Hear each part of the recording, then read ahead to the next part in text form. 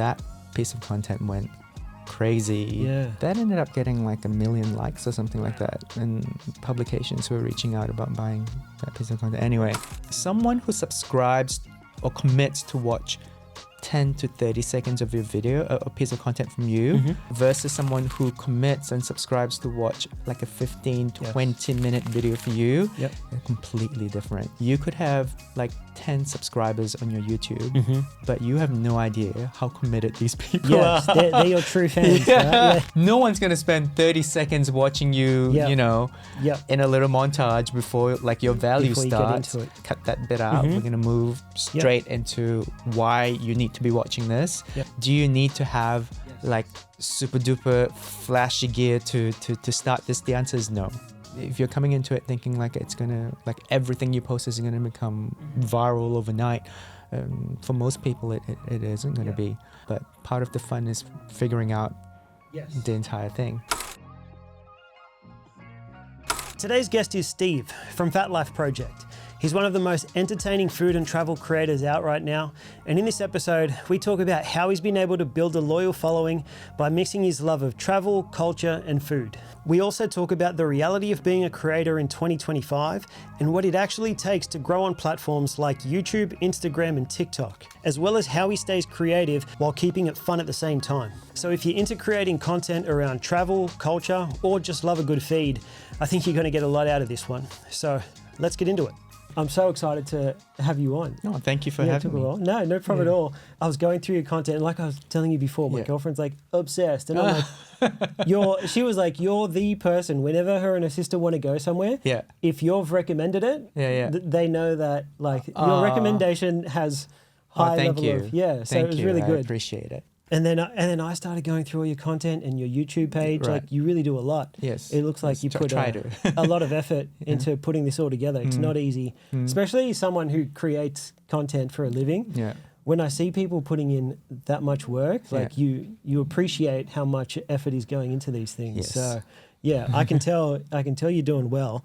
If we were to go back all the way to the start, like what got you into all this? Like when did you first start filming things and... Right. So I actually am from a digital marketing background professionally. So I was in this space for about 10, 11 years. Amazing.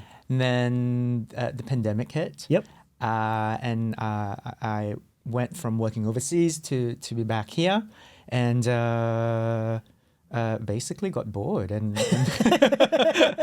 kind of wanted a creative space to kind of express myself. And honestly speaking, it could have been about really any subject matter, but food was just, I guess, the most accessible at that point. And I think also at that point, quite a few of like my favorite restaurants in Sydney were kind of not doing well or kind of closing for business. And I thought, I wish to have a way to kind of show support for these businesses. And so that's really how it all got started, with that kind of dual intention of having a place to express myself creatively and then also supporting businesses that I like. So you just wanted to create videos and content? Yes, I had no illusions of being, I don't know, an influencer or turning it into anything more. No. It was more just wanting to have a creative outlet. Yes. At what point did you kind of think that it could be a bit more than just a hobby? When I guess brands started reaching out. And I have a big time like imposter syndrome. Like even I think to now, like it never stops being. It never stops being like, whoa, like why? This doesn't make sense. Like why?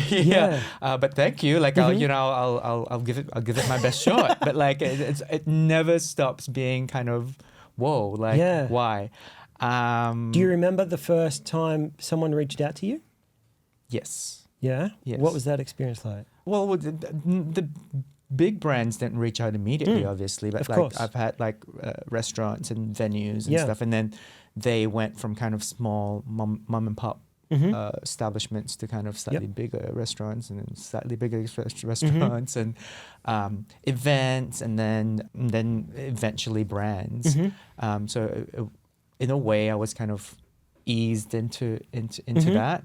But I guess like in terms of like when I thought, wow, like maybe I could make this a full-time thing or like maybe or at least I guess something that generates an income was when I started doing travel content, which again was kind of not intentional. I was just about to ask, was it intentional? So I was just having a lot of fun kind of meeting other like Sydney like foodies and going to venues to eat and create content and that was that. Like I was kind of happy kind of being in that little space and I actually like things like what you said earlier about like when people like say, oh, like I saw your piece of content and because of that I like to me that's such a like a thrill. It'd be so rewarding, right? It's like for me like, oh, that's the pinnacle, like awesome. Success. But then I think like when the pandemic lifted, I started traveling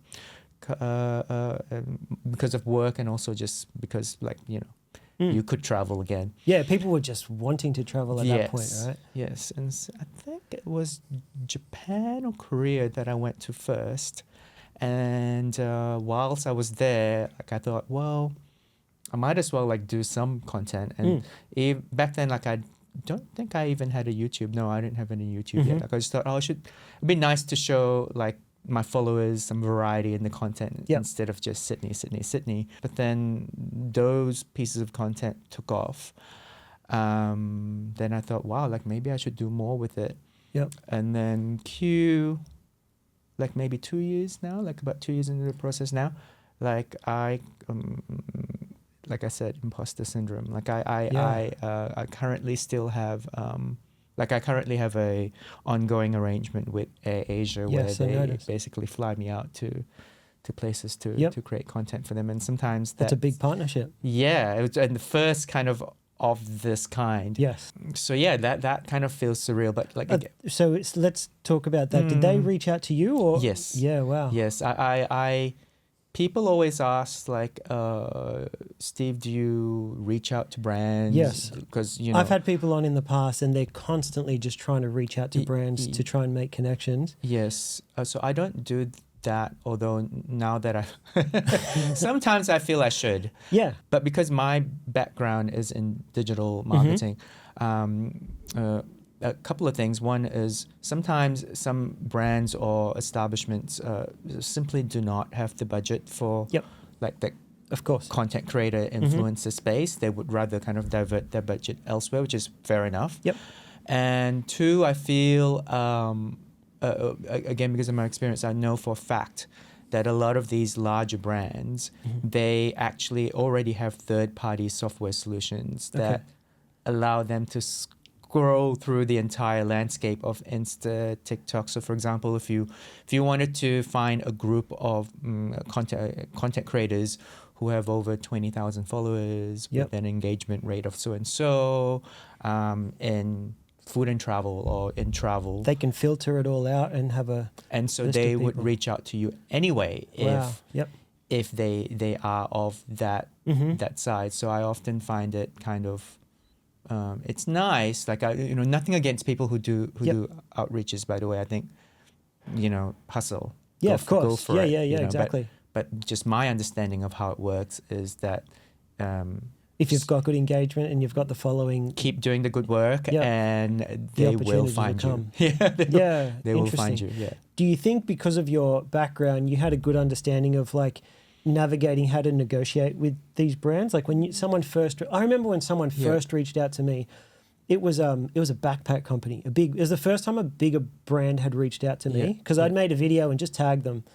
They messaged me and they were like, oh, this video is really cool, but the colorways are our old season. If we were to send you our new season, what's the budget? And I had no idea what to say. And I was like, you're kind of, I think a lot of beginners would relate to this. It's you don't want to say too low because you sound cheap, but you also don't want to say too high. They say no, and you're like, I would have done it for free anyway. You know, and when you have no idea, it's very hard to know how to negotiate without undervaluing yourself or charging too much. Yeah. When you first started out and you got these first, you know, even smaller brands reaching out to you, did you know how to negotiate these things because of your background, or how did you figure that out? Because I think a lot of influencers even now don't really know how to value themselves when it comes to this space. Yes, and I would also say, especially I think in kind of the Australia kind of creator scene, it's really different from like my friends who are in like the US, for example. Yes, big difference. Yeah, right? big difference. But for me, I think it's often a balance of factors. Like I still do some like free collab stuff if they're like kind of a small kind of mom and pop establishment, because I feel that that's how the page kind of started. Like, and I don't want to kind of lose sight of that, because that's really what the page is about. Yeah. At its core. Of course. But then when it comes to kind of the bigger brands, it's a case by case basis, right? Like you got to balance is it better for you at this stage to have that name, to be able to put that name on your kind of portfolio and say like, I've done work with company X. Yes. Or at this stage, am I better off kind of negotiating something that's fair value for me? Or is it something in between? Yes. Like maybe instead of your full price, because it's this particular brand. Yeah, got ya. Do you want to do something in between? Of because you don't want to undersell yourself, and also you don't want to set the tone for this brand that you're happy to do stuff for free. Yeah, of course. It's a tricky one to navigate, right? Yeah, so it just depends on like that kind of case by case consideration, but also it's not always the same. So say, for example, you were talking about like a travel luggage. Yes, it was like a backpack company. A backpack company. Yeah. So maybe you've negotiated to do this kind of slightly lower than your usual price, for example. Of course. But then later on, because that piece of content did well, and other kind of travel bag companies reach out to you, you're now in a position to then negotiate something a bit higher, because you now have that on your resume. Correct. So it's not always the same, I would say, unless you're someone huge like, I don't know, in this space. Exactly. I was just starting, and I'll tell you, it's actually a funny story, because I still remember I got on a Zoom call with like their head of marketing in Melbourne. I was freaking out. Oh, that's amazing. Though. Yeah, it was really cool. It was such a cool experience, because it was literally my first year of taking photos and making videos. So I couldn't believe I was in this position. Yeah. And before getting on the Zoom call, she said, depending on your budget, we will include one model or two. Yeah. Right. This is all the information I had. Yeah. And I was like, oh, okay. So depending on the number I give, she will say, bring in one or two models. And when we were on the Zoom call, she said, how much? I can't remember what I quoted. It would have been roughly like 1,500 or 12 or something. Yeah. But when I said the price, immediately without flinching, she's like, we'll take two models. And I knew straight away. I was like, way too high. I was like, I underquoted that so much, because she was like, throw in the two models. This isn't even a question. But I didn't know. But I was happy either way. I would have done it for free at that time, because you're attaching yourself to that brand. So I totally get what you mean. But hard when you don't know. Yes, hard when you're, and also depends on who you're talking to, or like who's the decision maker, who's over there, and what they value as well. So yeah, good call on. And even I get what you mean with like the still wanting to work with those smaller businesses like the mum and pop stores. Do you? I'm sure you're aware of Keith Lee. I follow Keith Lee a lot, right? And I've seen. You see all these stories about him giving a review to these smaller places, and it would completely turn these businesses around. And to have that influence and that effect, like it changes lives at times. Do you feel like you can have that impact on smaller brands? Maybe not to that extent, but like at your trajectory, there's no reason why this wouldn't benefit small. I know it does, because Damien and I both know that our partners would go somewhere based on your recommendation. Thank you. But it's true, right? To realize that you have that kind of impact on a small business, where there are times where that business does mean a lot to people. Yes, I think it's really important to, as a content creator, or I don't like the word, but influencer. At any scale, to be aware of like the potential impact that you could have on any, not just food venues, but just really any business. Yes. Which is why I am quite mindful about kind of giving not so good POVs about things. Yeah. Because it could have a negative impact on those people who are obviously working really hard to try and get something going, and a negative review could ruin them. and like taste is subjective, you know, like correct. You know, and also I feel for you as a content creator, there'll be one piece of content and you forget about it, you move on. But for them, that's their livelihood. You know? So it's important to be mindful, aware of it, right? But also kind of striking that balance between being mindful and nice, but still being kind of authentic to your audience about. I agree, because I feel like your audience would pick up on that. If you're constantly giving positive reviews, people will get the sense that it's not genuine. Like you're just trying to partner with people, and so if there are no and I see that you put a lot of honest reviews up. I saw you put up a review about Scoot, the airline. Oh yeah, and you're like not the best experience. Yeah, but I think it's good to have that, because it shows that you're being honest and genuine. Even you tried the drinks at Erewhon, like those Erewhon inspired drinks. And wow, you really do watch my content. I really do. But to me, it shows that like he's giving an honest opinion. It's not all positive. Yeah. Because when you do come across people in this space who are always positive, you can't help but think they're just giving a positive review because they're attached to this brand. Yeah. You know? Yeah. And and I also, even when my reviews are not positive or not always when they're not in the positive light, I try to kind of sandwich the bad reviews. You know what I mean? I still try to, because like, you know, obviously, like for example, a business like Scoot, like obviously there are good things about it. That's why the business still exists and people are still flying it. Yes, correct. But there is a different it appeals to a different audience, a different demographic. Yeah, of course. So if what's important to you when you're flying is that, then you'll love it, and you would think my review is bonkers. Like exactly. Out of your mind. Yeah, we all have different tastes, and everything's subjective. Yeah. Even in that space, do you ever get negative comments? Oh yeah, like all the time. How do you how do you deal with it? I used to find it quite more difficult to digest in the beginning. I'm sure you get, totally. You know, especially the first time you get one, it's devastating. Yeah, it's devastating. It changes your world. Yeah. But you just kind of learn to navigate around it. Like, number one, you don't know this person, and this person doesn't know you. That was my thought process. I'm like, how is this person that I don't even know ruining my day? Yeah.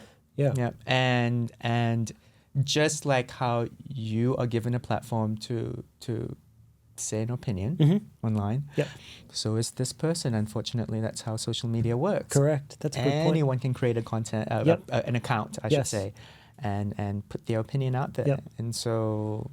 And that's okay. Yeah. And also, you kind of can't go viral without that downside. It kind of is the matter of fact that when a piece of opinion goes out there into this space, out of 10 people, there'll be at least 1 or 2 people that don't like what you're saying, and or just don't like the way you look, or or find something about the way you present stuff annoying, and you kind of just have to kind of learn to accept it, right? I think that's a hard process to go through when you're first putting out content, is coming to that realization where, like, not everyone's going to love this, but that's okay.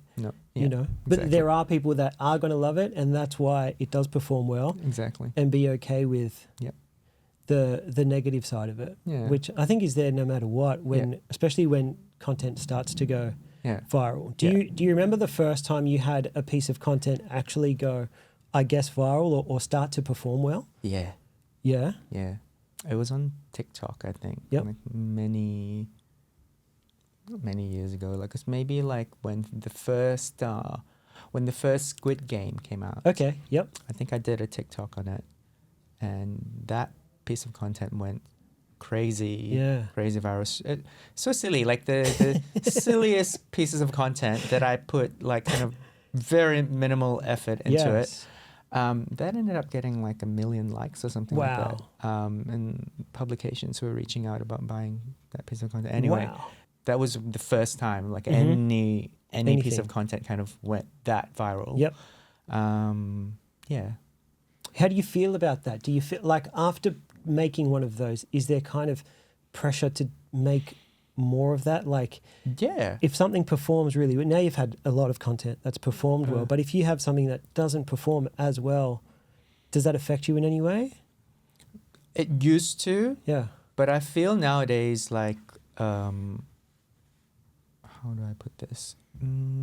Because I see a lot of people who put it, me included, so many people that put in so much effort into videos and all this editing and all this thought, and it just dies. Like nothing happens. Yeah. It gets you like the least amount of views. And then I've heard so many times, I know a girl, I still remember the video because I saw her posting all the time, nearly every day on TikTok. And then I still remember the video. It was a 5-second video. She had a gardening glove, threw it on the floor and stepped on it. And then the text said, tell me you're in Australia without telling me you're in Australia. Millions of views. Yeah. And she couldn't believe it because it was like a 5-second video of me stepping on a glove. Yeah.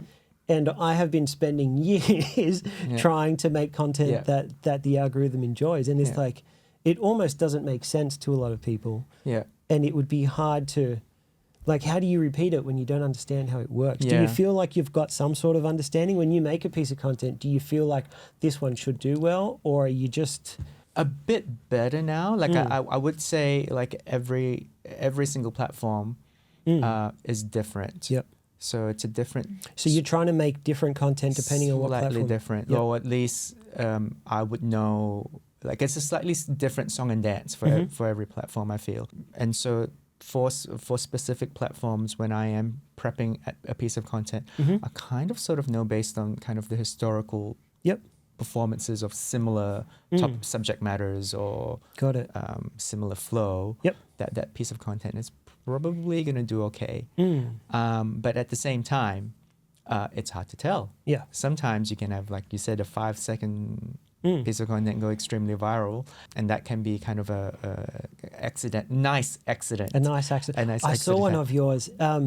You put the hot water, you had the chocolate, and you put like boiling water in it, it melted, and then you made like a fondue with it. That. And I was like, wow, you really, that's quite a while ago. That's got millions of views. And again, that's what made it come to mind. It's like a 10-second video, and you've just put boiling water, it's melted. And then I think that you had a question on it. The text was like, would you do this? I think, or something like that. Yeah. And when you're putting together these videos, are you thinking about these in terms of like, I felt like that was a bit of a hook in terms of getting people to stay on and see what you're actually doing. Because there was a lot of mystery behind it. It's like, what is this guy doing? Yeah. And then the text made you question the video to see what you're up to. Yeah. When you're putting together videos, are you trying to create hooks? And because I hear about this, like just from following other people, you're trying to create like a visual hook, an audio hook, even these text-based, very intentional to try and get people to stay to the end of the video. Is that thought process being put into your video? Yeah, for sure. Like because any platform, I think the highest value metric for them is watch time, right? Yeah, exactly. So you want to get them keep them as long as possible. Do you have any tips in terms of trying to get people to do that? I feel like there's a lot of text based, like you're setting up the video with your text at the start, which allows people to know what the video is about. Yeah, I would say just first of all that things like that melted chocolate piece of content, or like the cookie one that I did for Squid Game, or usually that's from a different pillar of content, right? I should say different type of content, and the intention of that content is not so much inform someone who's watching that who you are as a brand, but that's just to get like foot traffic into your profile to go, oh, okay, well, this guy does food stuff, but then you have another kind of arc of content that talks about Very good. actually what kind of value are you giving me as why should I follow you? Yeah. Right? Yep. So, but you're actually getting some top funnel stuff from that Yes. kind of millions of views videos, which looks so good on the profile, but really they don't give a lot of information of who Kenny Who is you or are, yes. who Steve is. But if they come in on that profile and they follow you, oh, okay, well, this guy actually does these kind of content. Yes. Yeah, he's worth following. So it's a different kind of content. Yeah, this is good. Yeah. I've read into what you're talking about. Can we touch on that a little bit more? I know that there are brands that do make these different types of, I guess, pillars of content. So like the top of funnel content is you're trying to reach as many people as possible, but then you also need to be aware of like making a different type of content where people start to understand who you are and what the brand is and what makes you you. Correct. And then even further to that, there is like bottom of funnel content where it is like the true fans that really want to dig deeper into your brand. And I guess that's where probably the YouTube videos could come into play, where someone can spend more than 60 seconds with you to understand like who you really are.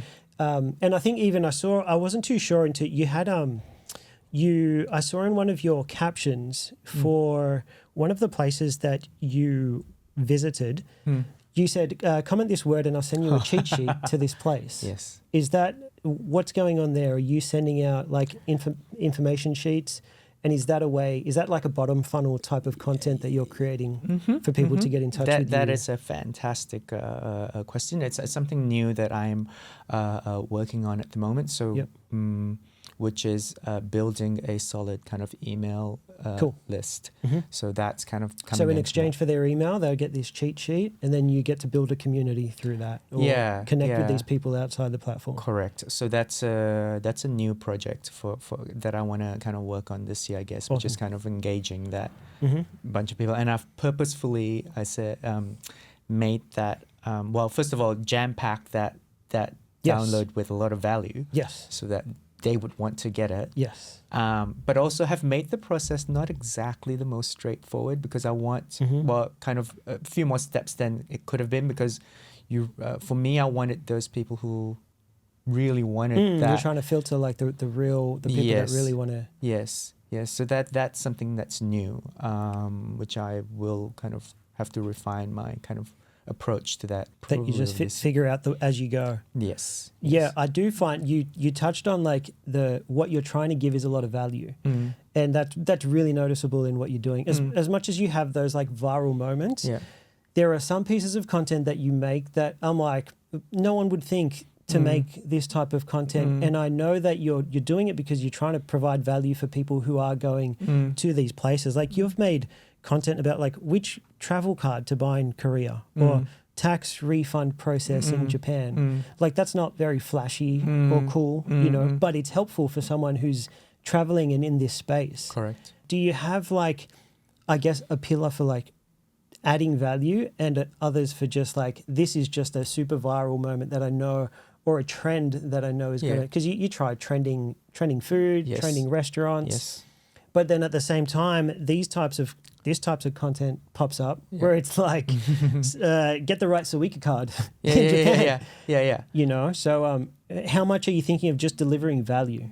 I think for me, that's the core base in terms of like, as far as content is concerned. Because when you see that, I feel like, oh wow, this guy's actually delivering something that is helpful to me. It's not just cool content, and it makes me trust you more. Yeah.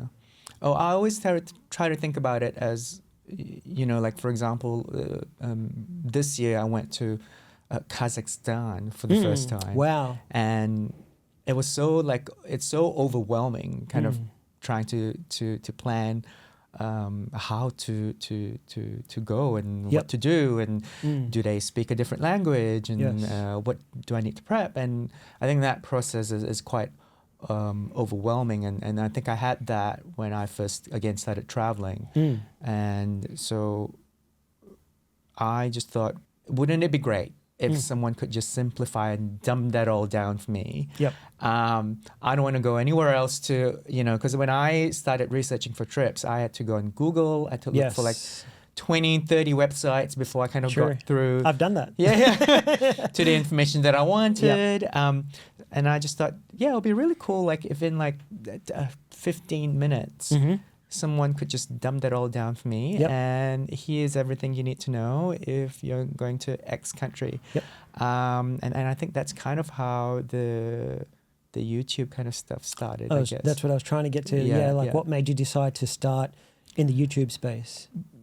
Because it was really hard to, as much as I tried, really hard to condense like a lot of information into like 30 seconds or less. Yeah. And so I would end up cutting out a lot of pieces of information, which I would then get in the comment section anyway. Yeah, people are asking anyway. Yeah, true. Like, what about that? What about that? Yeah, of course. And I just thought, yeah, it'd be great if I just like had a video of me blowing on for about like 15 minutes about like absolutely everything that you need to know about City X. Yes. And then you have any other questions, you just go watch that and you'll get your answer there at some point. And that's kind of how YouTube started. And then those pieces of content started to do relatively well. And then I thought, wow, like maybe I should like just capitalize on that and do some more stuff with that. But that was kind of the initial kind of thought process about that. Got it. I can tell that is the space where you really pack in like all the value. Like you explain everything. I watched one, you were going to Africa. And it was like, these are all the vaccines you need. You need sunscreen, like things that you wouldn't even think of before going. And I'm like, this guy's telling you everything that you need. You took... You're in the car and it was bumpy and you're like, you might need to take these tablets if you get motion sickness. And just helpful tips that if someone were going there, most people wouldn't even think of. Yeah, it's funny because that piece of content just did moderately well on YouTube for me. But like, it is by far, well, not by far, but it's surprisingly over the time that it's been on YouTube, I've had like quite a few people come up and say like they've watched that piece of content and it's been helpful for them. But yeah, what I like about YouTube is there's no time constraint. You can just go on and on and on. Yeah. And it's for a different audience, I realize as well, because when you look at the analytics, I think about half of the people who watch it on TV. Yes. So TV, too. That, not on the phone. Yeah, me too. Me too. Which is so crazy to me. So, like I said, it always just surprises me. Like, okay, so they watch it on the TV. That makes sense to me. I watch YouTube on TV same. more than real TV. Yeah. All the time. And putting these videos together on YouTube, like a 15-minute video, it's not just a one shot where you're sitting there talking. Like you put these together really, really well. There's a ton of shots, a ton of footage. Yeah. And as someone who does put together videos and edit videos, I know that these are time consuming. They take up a lot of time. Yeah. And at the same time, you're still putting out content on short form platforms as well. Yes. How are you managing your time to put all this together? Like, do you find it challenging? Yeah. But I do think you do kind of learn how to refine the process. And prior to this, I was also kind of working in kind of full-time corporate and doing this on the side as well. So I've learned to be quite structured with my time. Yep. I find that really helps. And I think also you're from the fitness space, so you know this like structure and very similar and consistency is kind of the goal. So I try to kind of plot out my day where I get as much as I want to get done, productively done, within the first half of the day, or at least, more than first half of the day, so that, I can then balance that with going out on the weekends or seeing people seeing friends on the weekends. True. I think that's the hardest part with some of these is like a lot of the times these things suffer, like time to yourself, time with friends, because they just take up so much time. And when you don't know how to manage your time well, a lot of the times you sacrifice a lot of these things. And I think that becomes unhealthy for a lot of people in this space as well. Yes, and it gets frustrating. And burnout, like you hear about burnout all the time. Yeah. I think it is that, not knowing how to structure your day and put these things together. Yeah, when I first started, it wasn't like I posted a YouTube video today and I had like, oh my God, like a million views or something tomorrow. Like the first few videos did crap. Like had like 10 views or something like that. Woo! And I think I went hard at it for about like 6 months. And then it got to the end of the year and I was like, what's even the point? Like it's not going anywhere. Yes. And so I kind of put a freeze on it for a bit. Yep. And I kind of just went back into kind of doing short form content, which is where my content traditionally has those nice big numbers on it. And kind of decided I'm going to give it up for a bit. Yep.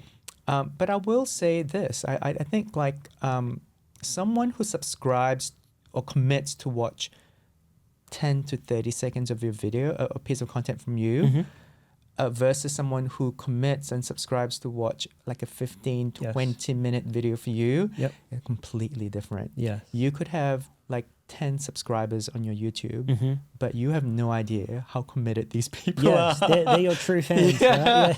To following your content. Yeah, correct. So then I had like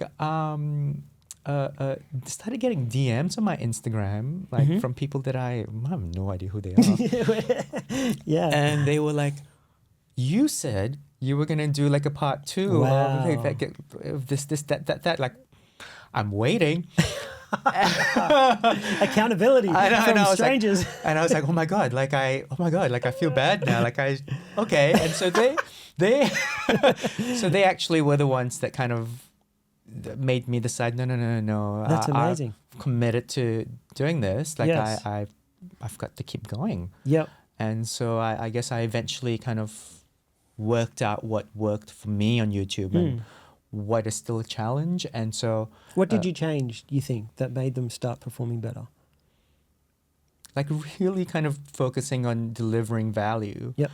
Because I guess like I started, like for example, like when I started, I did a ton of research, obviously, and looked at a lot of other people's content. Cool. And a lot of these other people's content, for example, had like a 30-second kind of song and trailer at the beginning of it. And so I decided to do that too. But then if you look at the analytics of my piece of content, because I'm a nobody, no one's going to spend 30 seconds watching you, you know, in a little montage before like your value before starts. You get into it. And so I went, no. Straight into it. Yep, F that. Yep. We're going to cut that bit out. We're going to move straight into why you need to be watching this. Yep. And then I would also say like the way you phrase stuff, the way the video needs to flow, you kind of become better at it as the more, with each video that you do. And even now I feel like I'm still like, sometimes I'll watch, like we were talking before about how much YouTube we watch, and sometimes I'll watch like a piece of content from someone who's not even in my niche, and I'll go, wow, that's great. Yeah. And I'll make a note, like, totally, we'll me do too. like because sometimes it's about linking all those points that you want to make in that video together, but kind of enticing them to keep watching, right? Yeah. So they'll say something like that. I'm like, oh, that's great. That's I'm just gonna yeah. Make a little note of that. Might use that. So you just get better at it, I would say, yeah. Of course. And I think it is watching content and being inspired by people that you see. Are there people who inspire you online? Like, are there people that come to mind? Who do you think's doing it really well? I would say like in the Sydney space, obviously, like you would talk about people like the Sydney Food Boy, Adrian, Bites with Lily, Hangry by Nature. Like these are big people in this space who are doing this really well. And it's good to have them kind of there, because you realize like, oh no, you're not there. True. That's true. Gives you something to work towards. And it's also like kind of bigger creators like Mark Wayne's, for example, who I love his pieces of content. They're always so kind of raw and authentic, I guess. And he's huge in this kind of food and travel, travel for food space, I should say. But also, it's not always the big creators, right? Like I also follow some smaller creators. Like there's this guy on Instagram that I follow who has like 200 followers or something like that. Yeah. But then I love how like every single time I open up my Instagram, there's another piece of content from him. Yeah. And he's like, it's good to see. Really going at, and that piece of content is good. Yeah.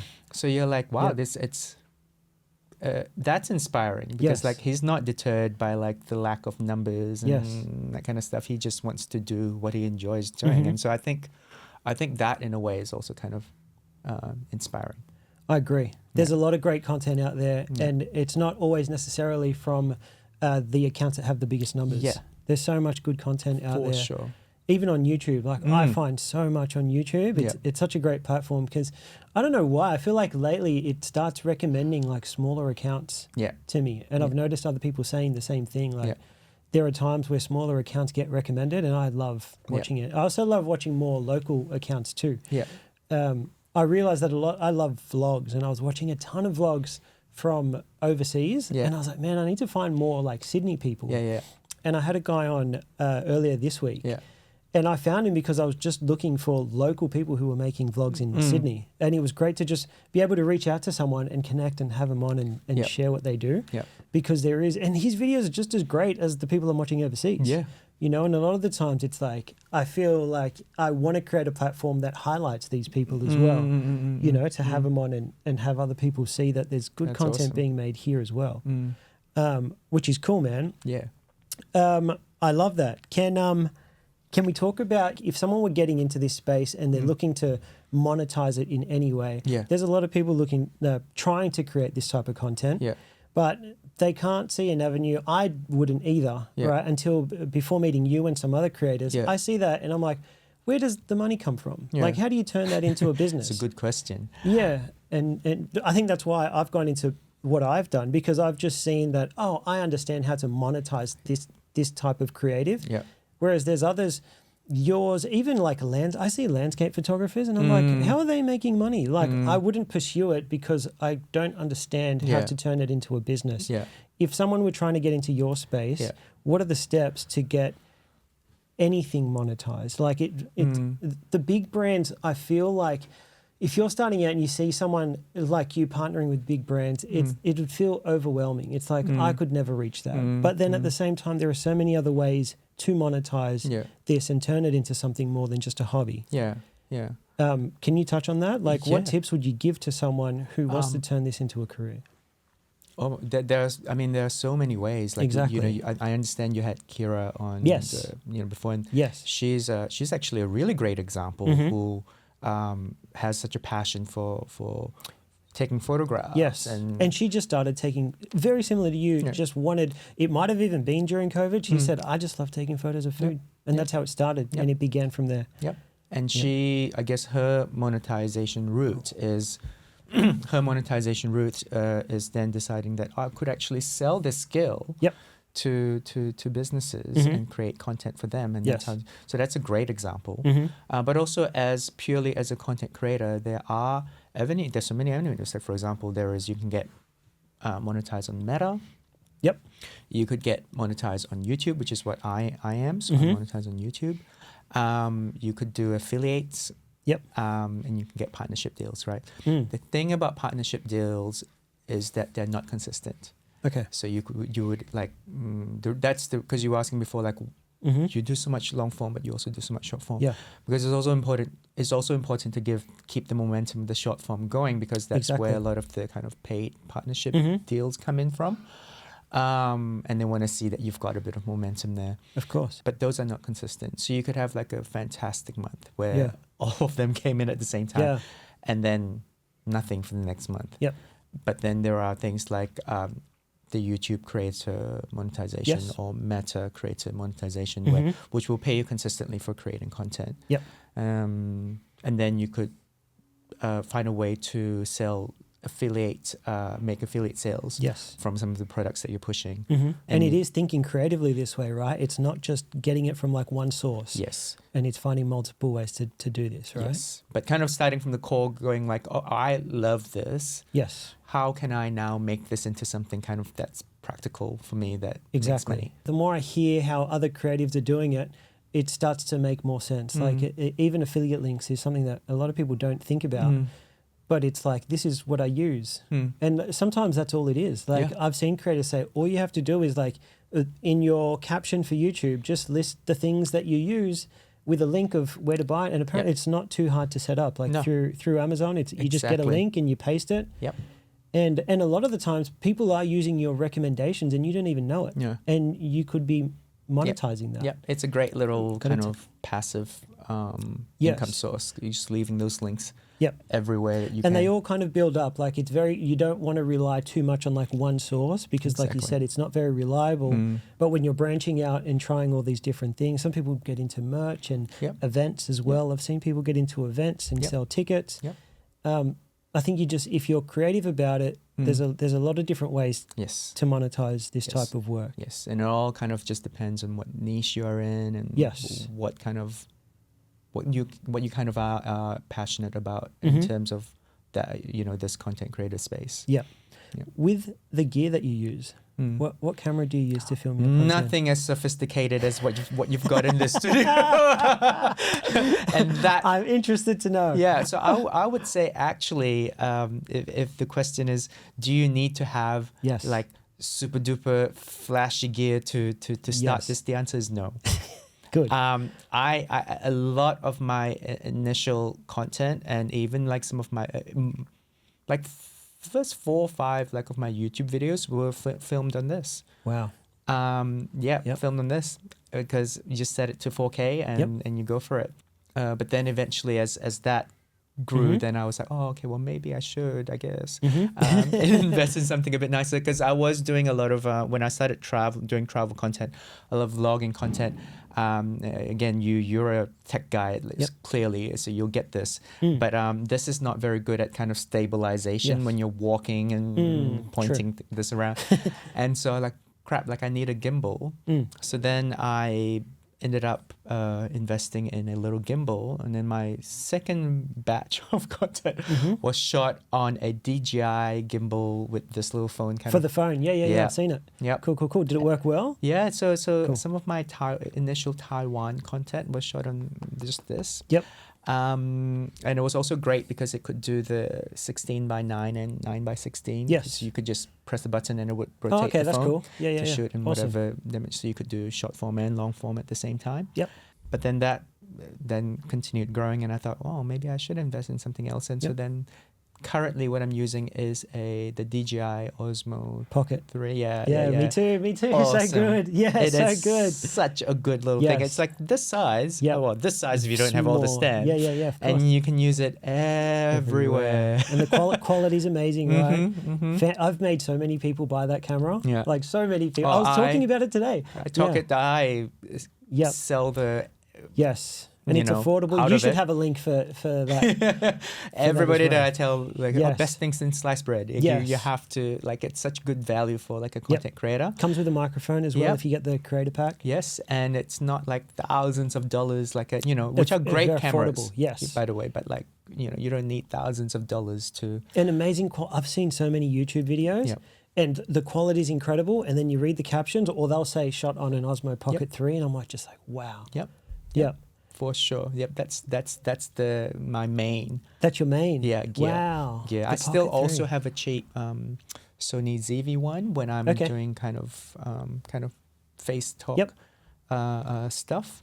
But like the vlogging stuff, it's all that DJI. Wow. Yeah. That's incredible. Yeah. And then initially on your phone. So did you ever feel like held back because of lack of equipment? No. I just wanted this is great. Yeah, well... What's the mindset there? Like, I know a lot of, myself included, where you want to make things and it's like, oh, no, I need this camera first, or I need these lights. And you hold yourself back from creating because you feel like you need all the equipment first. I guess because before I started YouTube, I was already on Insta and TikTok, and also, my background's in this. I am completely aware of the fact that like the first couple of pieces of content that I put on there, I'm not gonna do that great. But it is like you got to start somewhere, and the sometimes you can have like that analysis paralysis situation when you think, oh, I can't do this until I've got perfect lighting, or can't do this. A lot of us go through it. Yeah, I was the same. But you just have to accept the fact that even if you have top of the gear, that piece of content may not still do very well. Correct. Yeah, you can't rely on it, right? Yeah, but what you can be sure of is that you will get better and better at it as you go. Oh, okay, well, I should have done that. Or I'm gonna cut that bit out. Or next time we're not gonna do that. Yes. Like for example, when I do like my talk video, I've worked out like there is a very specific time frame in my apartment where the lighting's perfect. This is great. And I don't need these, you know, bright lights. I just need to have the windows open. But once it's past that particular time, the sun's too bright. Can't do it. So it's good. You get little things like that where you get kind of become, like I said, more efficient about producing that piece of content. And even now I'm still, like I said, I watch some YouTube sometimes, like, oh, like he or she did that really well. Like I'm gonna copy that. You know, like exactly. use that. And that's what it is. Like I think you don't think about the numbers, don't think about all of that. If you look back, like even if I look at some of my initial like Instagram or TikTok content, like my God, like those are horrible. Like I wish, well, you know, why did I ever think this was acceptable to be posted? But that's just it. Like you become better at it and you look back and go, wow, like I've learned a lot of things from this. And I think that's the value. I agree. That's a very good perspective to have. And I think I'm very big on like if you start before having all this gear and not relying on this gear, it forces you to learn so much more. Like you're learning so many other things that are more valuable because you're not relying on better gear. So say you just started before you had the fancy camera and the lights, it teaches you, it forces you to understand lighting better. Like when does the sun come down at the right time? Right? So now you're starting to understand lighting in that way. You're understanding how to tell a better story. Like you don't need fancy equipment to tell a good story, to put a good edit together, to know what to say, to present yourself better when you're speaking. All these things don't require equipment. And you can, like, getting better at those things, learning how to give more value in your video rather than not. Correct. Right? All come before relying on fancy equipment. Correct. There's I watch, like I said, a lot of YouTube, and there's this true crime channel that I watch a lot of. This guy called I think it's Coffee House Crime or something like that. Okay. He's got, well, when he hit 1 million subscribers, he said that you may notice that the video footage looks a bit different now, like a bit more like sharp. It's because I finally bought a camera. Like everything else he's been filming prior to when he got to 1 million subscribers was on this. That's so incredible. He got to a stage where I was like, oh, like I guess it's time to like upgrade my equipment. So like if that's not like a clear indication of like you don't need flashy gear to be good at being in this space. I don't know what is. This is, you know, that's a great example. Like you don't need flashy gear. That's incredible. And I think it also makes it more, especially on TikTok, I think it does depend on the platform, but it makes it more authentic. Like people are looking for that more now. You know, there was this phase where everything was super highly edited and polished. And I think when you're over-consumed with like that type of content, people start to crave raw, authentic, genuine content. For sure. And then you start seeing that perform better because I think people just want it more. They want more. There's more of a connection. I feel like I'm talking to someone that I can relate to a lot more when it's just done through a phone. And I think it's knowing when to do that and when not to do that. For sure. Depending on the platform too, obviously you see that. I think that's been the TikTok format for so long. I see someone just sitting in bed in their pajamas, just talking for 3 minutes, and that's just going mega viral. But people want that, you know. It does make it more personal. Yes, you know, I think it's one of the things that makes TikTok like a very accessible platform. Yes. How much of your personality do you try to include into this content? Because when you were talking about all these other creatives that are doing a similar thing, do you find that you don't want to be too similar? Yes. Because I was speaking to Sky, the guy I had on earlier, and he was like, everyone's making similar content and I don't want to fall into the trap of making it look the same. And the point of difference is usually you know, like no one can be you, no one has your interests, no one has your personality. And the more you can inject that into your content, the more you can separate yourself while still being in the same space. Do you think that way? Oh yeah, he's on it. Like I think it's all about kind of finding something that makes you stand out in this space, especially like you said nowadays. Like anybody can really, it's so anybody can start an account today and go for it, right? It's about kind of how do you combine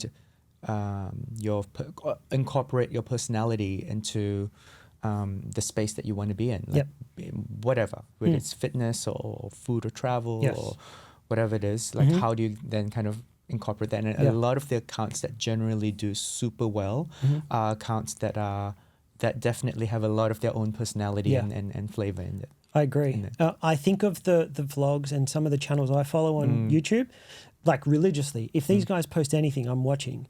And I try to overanalyze everything. And a lot of the times, there's this one guy that does a lot of tech reviews, and I could watch anyone can give me a recommendation or a review on the new iPhone, but I will watch his because I have a connection to him. He's like, all his interests are very similar to mine. Yep. Like he's into fitness and sneakers and basketball. And I'm like, I'm and into you know those that things because too. he's sharing it, right? Yeah. Because he's including it, I then have that connection, and I can listen to the new iPhone review from anyone, but I want to hear it from him because I feel like I know him. For sure. Because he's intentionally including all these things into his content. I completely agree. I mean, and the YouTube algorithm is super smart with this, right? Like, more often than not, I'll click on a video because I see the face that I recognize. Yes. I don't know what the video is about just yet, but like oh, it's him or her. And like, you're familiar with this person. Yeah. It's like a catch up. Like yeah, I wanna, yeah, man, exactly. I want to click in. I'm exactly the same. And I would click, oh, he or she's got a new video. Like I gotta click on it to kind of see what this person is going on. And that's the connection I think you get on the YouTube platform. You spend 15 minutes with someone and you start to value this person's opinion. You feel like they're, what do they call it? A parasocial relationship where you feel like you're friends with someone even though you've never met them. Yes. And I have a lot of those. Yeah, me too. And I've seen you even in your short form content bring in some of your personality, and you're not afraid to share your opinion, even though they may somewhat be controversial sometimes. Yes. I've heard you say the aisle seat is king. Ah, yes. You strongly believe this? Yes, I do. Yeah? I do. I'm more of a window guy. Yeah. That's okay, you know. You'll come around eventually. Yeah. And everybody's got a different opinion on things. Like, you're allowed to have but just for me personally, you made some good points. Yeah, the moment you put me in the window seat, I feel like I need to go to the bathroom. Do you know what? I actually have the craziest story, and when I think about it, I'm like, he's actually right. I like the window seat because you can lean. You don't have to lean on someone to go to sleep. So you just have. It's not like it's the most comfortable. But I feel like I'm not bothering someone. I can just lean on there. But I was flying back from New York with my girlfriend. I was in the window seat. She was in the middle seat, and this lady had fallen asleep in the aisle seat, like passed out. Oh no.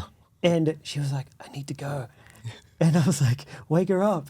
And we were nudging her. This lady was not waking up, like at all. Like you would have had to have shaken her rudely to wake her. And it made me think like, I think she's putting it on because we were like nudging. Yeah. She couldn't hold it. She climbed over the top of her. She's like, Ken, I'm going to do it. I'm going to do it. I wanted to film it so bad. And she's literally climbing over this lady. Yeah. And I was like, if she wakes up right now, can you imagine just having someone on top of you? And she did it. And then when I saw you talk about like the aisle seat is king, I'm like, I know what he means because that was like the most awkward seat. It was hilarious. Yeah. But I get it. She would have had oh my God, it was hilarious. It was so fun. And then she had to do it on the way back. This lady didn't even wake up. Oh, she must have been on something she was strong. Gone. Yeah. It was hilarious. But I get that, you don't have to go through the trouble of. Yeah, I mean, there's some minor inconveniences like, when the trolley goes past and you have to. Yeah, can I do that? But apart from that, Very strong opinion. I like that. I like that. But it brings out personality, right? Yeah. So I would say that I started off the accounts being kind of very sanitized and it's all about kind of just delivering value.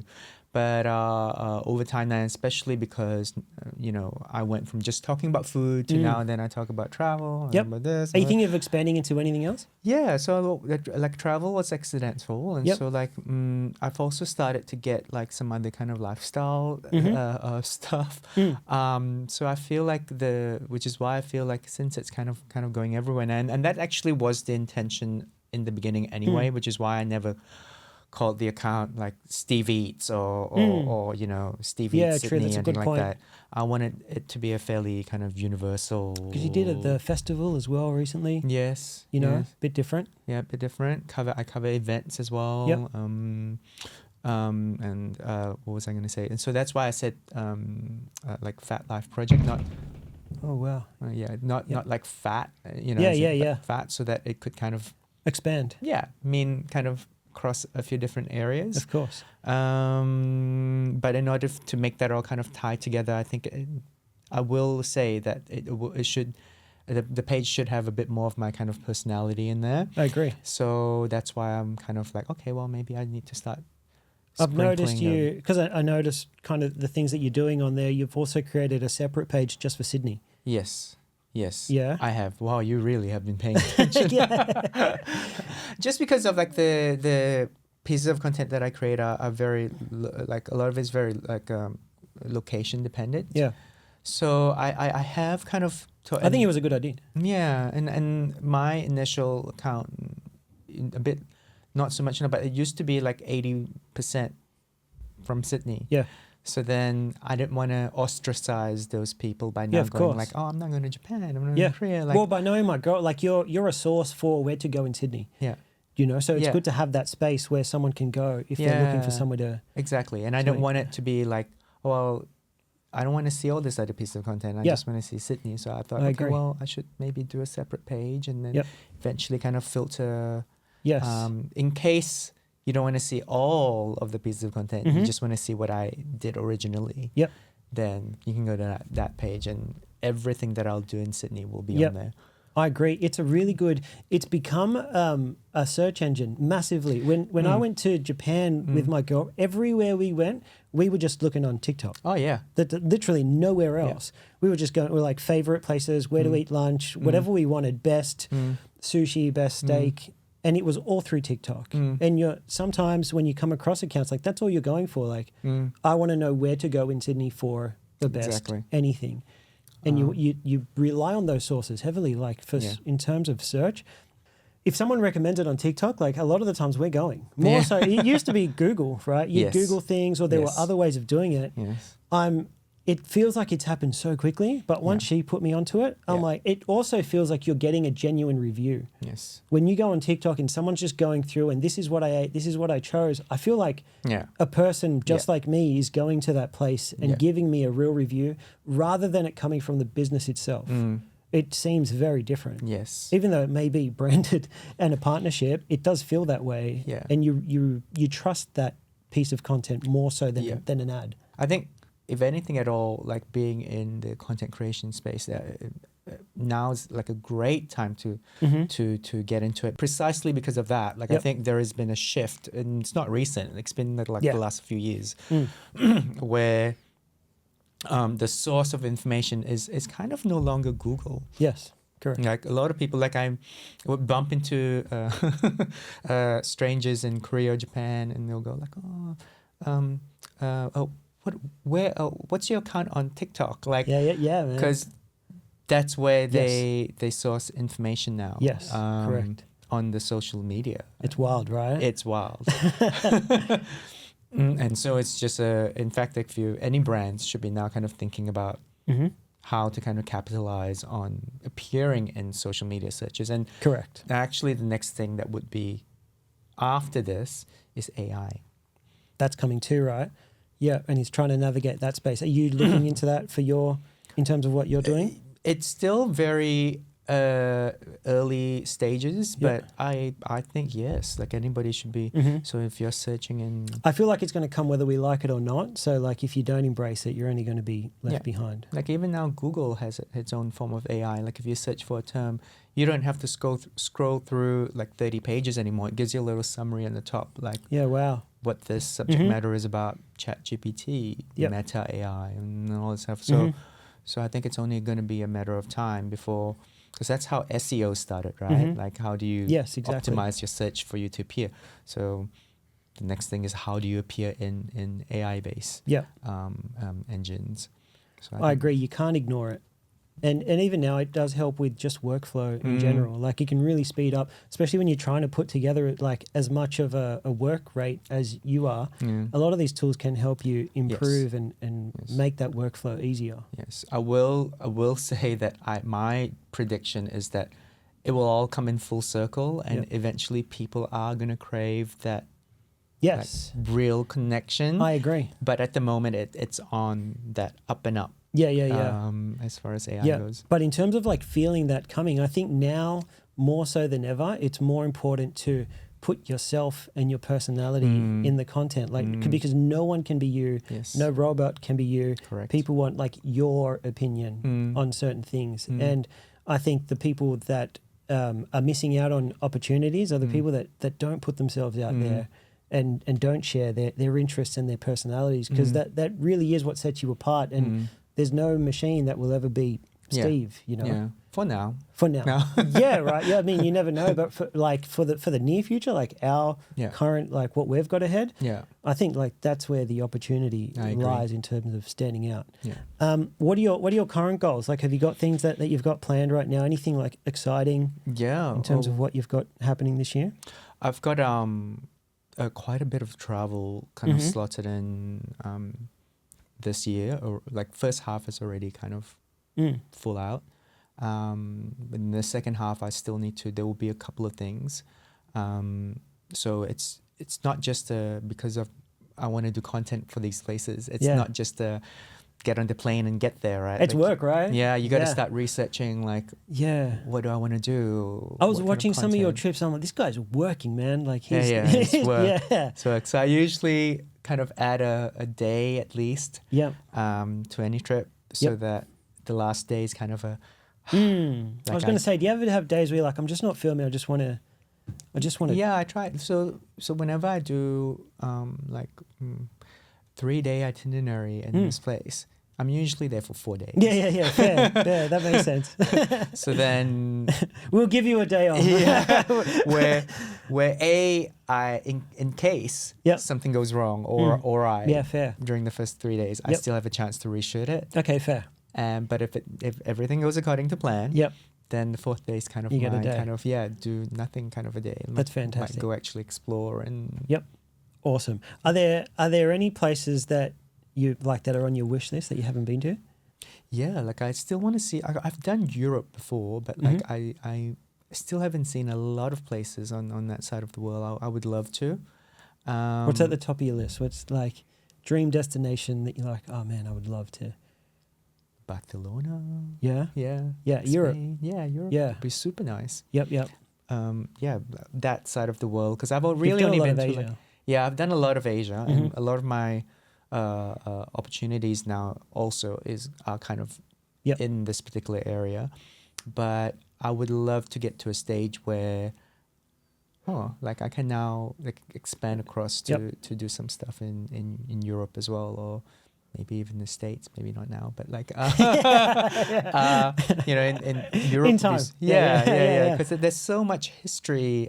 Yes. It's these are cities with so much. I've been to like Rome. True, right? Italy, there's a lot of history there. Beautiful cities. Yeah. I would love to, but not at that point, not as a content creator, just as a tourist. So I'd love to, for example, now go back there and capture content now. I love watching, whenever I have friends that are traveling, I love when they post, especially Europe. Like you see some place, you're like, man, I can't believe this exists. It's like, crazy. This is a real place. They look like they've gone back in time. I'm just like, wow. But for the locals, it's just another thing. Yeah, they just take it for granted, right? That's so true. Where's the favorite place that you've been to? Is there a place where you're like, man, I will never get sick of this place? It is... Japan. Oh, good point. Good choice. And I still feel like I haven't done enough of it. Like I feel like I've really only touched like the main Yes, there's still areas. So much there, right? Yeah. I want to travel out. So much culture there. Yeah. Like Fukuoka, Hokkaido, Sapporo, like go everywhere. Hiroshima. Yeah. There's just so many of them. Little cities still that you can do. I follow a few like Japan-based creators. Yep.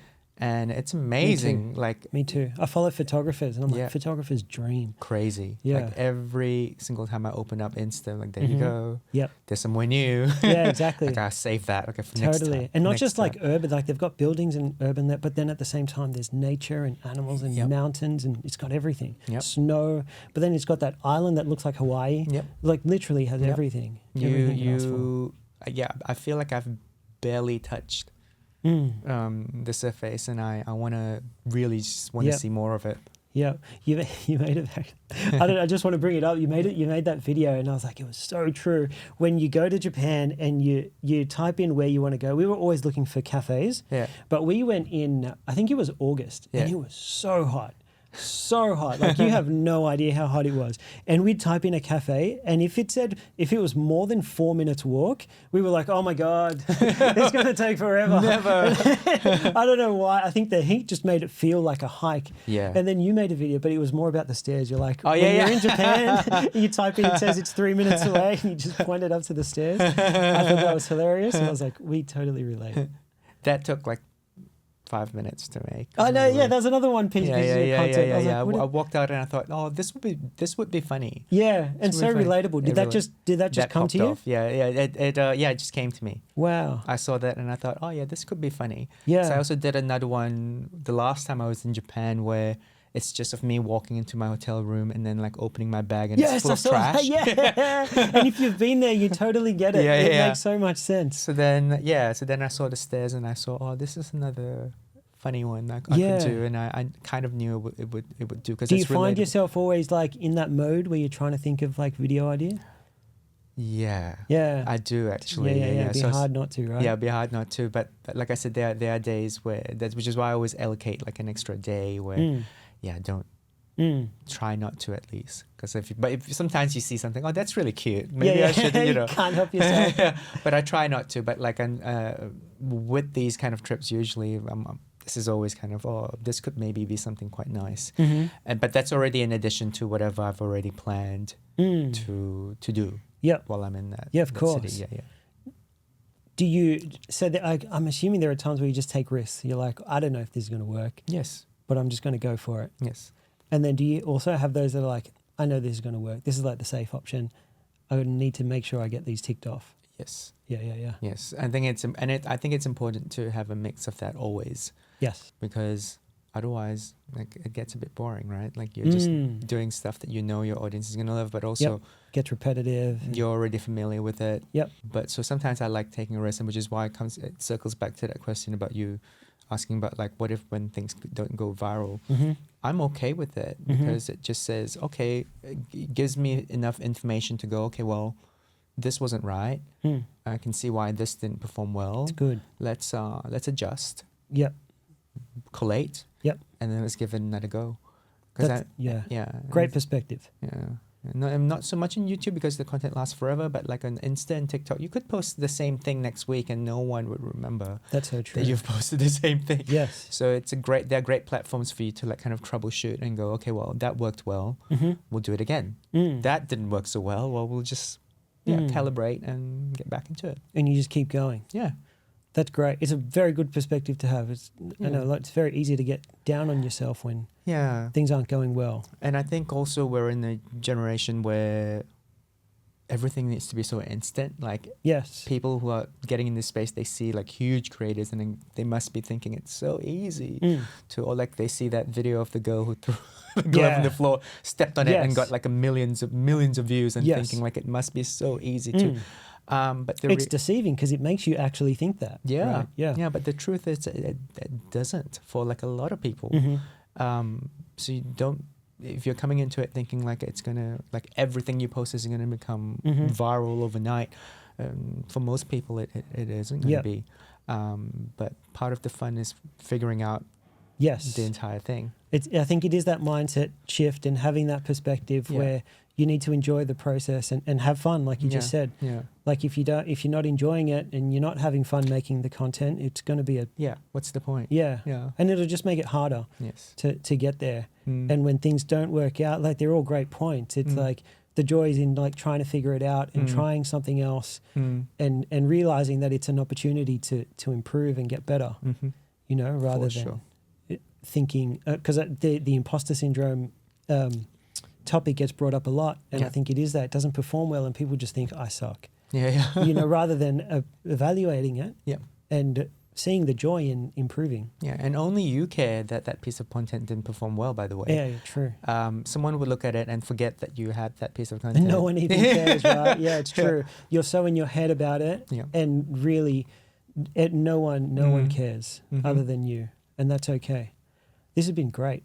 You've shared so much. It's like really good. I love your perspective, your process. It's amazing. Like the more people I have on, the more I learn. You know, just by how people do things. We spoke about it before. When I see someone putting out so much content and I'm following, I'm like, how are they doing all this? You know, and a lot of it is enjoying what you do. Like a lot of these people love what they do, and they're okay with making the time and figuring it out. A lot of this is we're all trying to figure it out, and also being okay when it doesn't do well. Like, okay, that's fine. Exactly. And I think one of my goals here is like there are so many different ways to make it as a creative. Like there are so many people that want to get into the creative industry, and it's realizing that there are so many ways to do it, and you need to figure out like what works for you. And just because it works for someone that you follow doesn't mean that you have to follow that path. Correct. And by having people on who are figuring out how to make it on YouTube, how to travel and have these partnerships, like it seems so out of reach for some people, and it seems overwhelming, and it's like, I could never do that, you know, but having someone on that explains the process and the struggles and how they've been able to, and are still trying to figure it out, makes these things a lot more realistic, you know, so I appreciate you like sharing your process and your perspective, and I'm excited to keep following you. And yeah, I know that a lot of people are going to love, especially my girlfriend. She's going to just love watching this whole thing. And yeah, no, thank you. Thank you for coming on. Thank you for having me. Yeah, this was great. I love it. Yeah, how'd you find it? How'd you find the experience? I loved the little set. Are we done with the recording? Oh no, we'll leave this. I need your testimonial. Give me a little. How have you found the experience? I love the little setup. It's very comfortable, and I've kind of at some points forgot that we were on fantastic recording. That's a good thing. I was like, oh my God, like maybe I should be looking that way or something. I don't know. This was great. I love it. I love this. Like as far as like your first podcast experience. Fantastic. You should do more. Yeah, maybe I should. Well, you have so much value, right? Oh, thank you. I think it's helpful. Yeah. I like I said, it's always so the imposter syndrome is always there. Like I'm always like, why do you like? Oh man, there are you much need to, bigger people in this space. You should talk to them, you know. But like I thought, I've never done this before, and why not? I love it. And do this. I appreciate it.